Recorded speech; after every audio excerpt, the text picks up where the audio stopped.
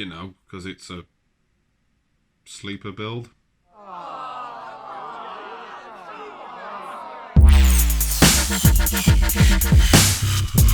a complete contrast to the last video I put up, which you can find here, this week we will not be doing the cleanest build ever. In fact, we're finally going to be starting the project that I've been meaning to do since January pretty much, and thanks to many massive delays, just hasn't been possible until right this moment. So, I've got this. It's an old Pioneer amplifier. It's not the greatest thing in the world. In fact, the volume dial is pretty stuffed on this thing, which is why we're going to be working with it. So we're going to be putting a sleeper build inside here. Number of reasons. Well, I've got it and it's something to do. You know, we're in lockdown and I've got the time, so why not? Right, so main plans for this. Obviously we've got a number of buttons and dials on the front. I want to utilise as many of those buttons and dials as possible. So we've got a power switch, bunch of small twirly dials which are just screaming out to me to be RGB. Another big dial, might use these for some fan controllers or maybe turning lights on and off, something like that. Actually, since my daughter is now crawling around and nearly walking, she keeps trying to press buttons on the PC, so I might do like a dead man switch to turn it on. That'd probably be quite useful. So, the first thing I've got to do, obviously, is strip everything out of there. But before I do that, well, okay, there wasn't anything before. So yeah, let's strip everything out of there. Right then, let's get the side, or top off first, and see what we've got to work with in here. So one of the reasons I wanted to use this, it's got a hell of a lot of ventilation over the top. You can see, straight through there. Yeah, so this will breathe nice and easy, which is going to make it actually a fairly decent case for using as a PC. And obviously as well, if I install any lighting, you're going to be able to see it all the way through there, which is great. Obviously, we don't want any of the stuff that is in here. So it's all got to go. And in the back panel's pretty much useless as well. But never fear, I'll probably make a new back panel out of another bit of metal that I've got lying around, and from the looks of that we'll probably have to do something similar with the base as well. Oh yeah, it's not a small project, but hopefully it'll be an interesting one. This is pretty much exactly the right thickness for an SFX power supply, and also 80mm fans fit in here pretty nicely as well. So I'm going to need a low profile cooler when I do get round to that part, but for now, let's get everything stripped out of here.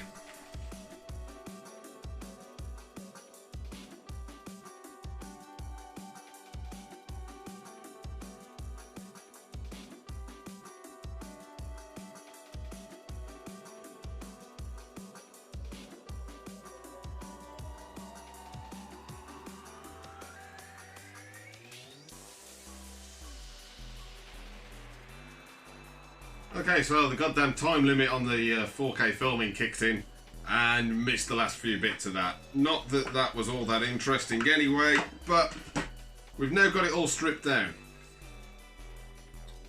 So you may at this point be wondering, how's it going to fit a PC in there? Well, there's a surprisingly large amount of room in this actually.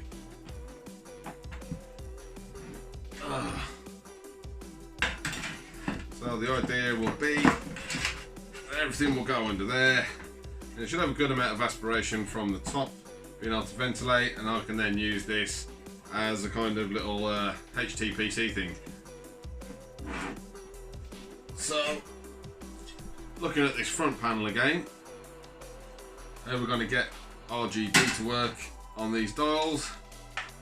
Well, the astute of you may have noticed something sitting on the table for most of this video, which is this little RGB dimmer. One of the main reasons that actually delayed this project is first one of these that I got only had 2 working channels out of the 3, so it was useless. So I had to get another one, and then the whole world screwed up and trade routes got disrupted, and needless to say, the working one is here now. So it's got nice little pinouts to RGB, which I've just wired up a header on there, and a 12 volt input, which I've just wired up to a Molex for the moment. So we plug that in, and we can connect it up to the dials.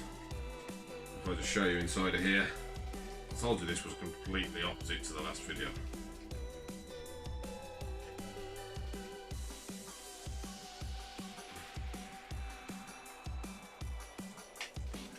But a little bit more unique. So we've got a nice little circuit board in here that runs all these RGB bits, and some nice volume pots, which we will hook, once disconnected from here, hook them back up to these slots on the front, put this dial on it, and there we go, RGB control from the front, which should be cool. So that's 3 of the dials working. I'll have to figure out something for the volume dial, probably try and get some sort of PWM controller, so we can control the fans and therefore technically control the volume that's coming out of it. Also really want to make sure the headphone jack still works, just wire that up from a larger headphone jack to a front audio panel header on the motherboard. But let's see just how much room we've got in here to play with. Motherboard.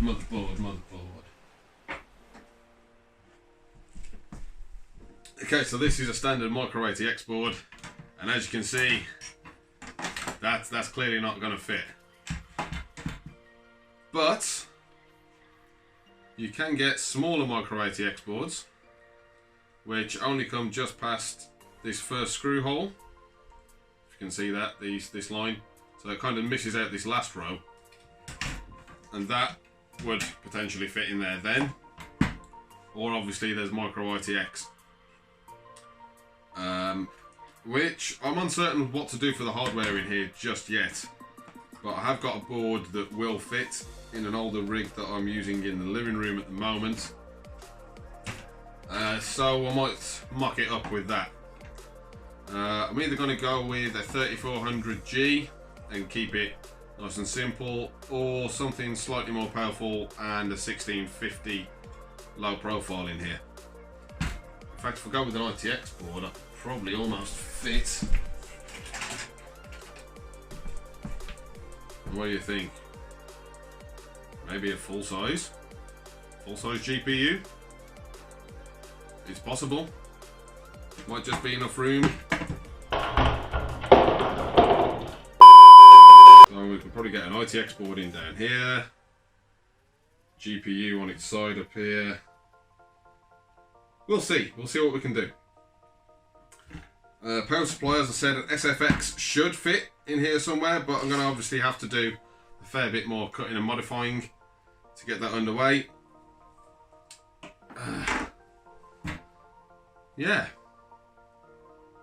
So this one is going to take another couple of goes, but I will get on with it fairly soon. So I'm going to cut, first of all, a new back panel. I'll probably get some of that together in the next video and modify this bottom part so that we can actually install a motherboard into here and remove this piece of metal coated wood that's in here at the moment. I will be able to put that in there, probably flatten out all of these parts and just put a nice flat sheet of metal across the bottom and put a few standoffs in for either micro ATX or ITX. Preferably going to go for the ITX, I think. We'll go from there.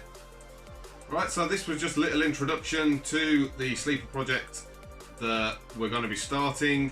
We'll get an update on this again fairly soon. So thanks for pretty much just watching me destroy something old for the sake of content. But the rest of it will be coming along pretty soon, and hopefully you'll be pretty impressed with what happens to this now piece of junk. Until next time, see you later.